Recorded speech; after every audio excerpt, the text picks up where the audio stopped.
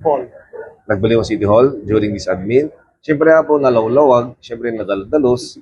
Akas magita po, dito ngayon dati dito ayan tayo apo ket pare-preba iti Bobedana. So pinatirimaan tayo. Silsilaw, lightings, siyempre po idornos tayo.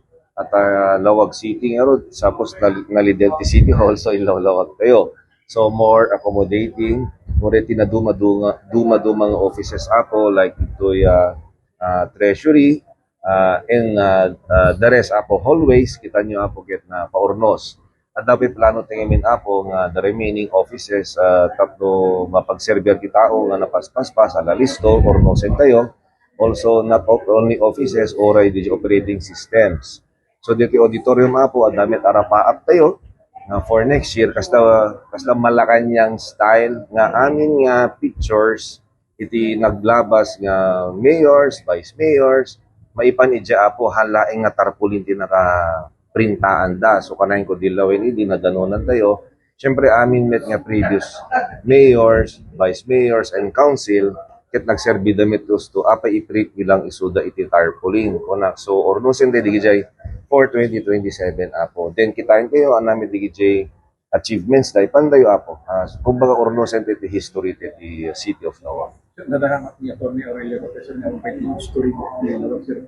Surong tayo kayo siya. When po, napindas di jay, history tayo ngayon tilawag apo, it's more of, anatamuti lang, it's more of hearsay, so better apo na lahat iti historians, nga isurat da, iti talaga nga history itilawag apo, authenticated history nga kung nanatatay apo.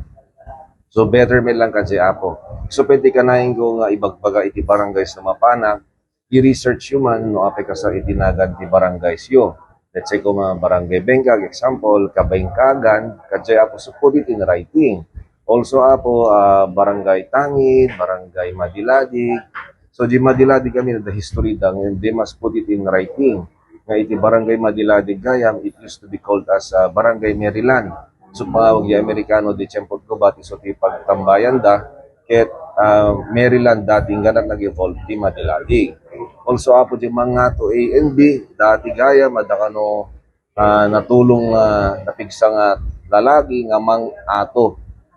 So gaya nga mang ato. So put that in writing. So di siya po dapat itorno sente di history tayo apo. Kano may preserve tayo amin. Tamo tayo milaing iti naggapuanan tayo apo. Ken kasano how we evolve through the past years ken how nga apa dati ditoy through learning the history tayo.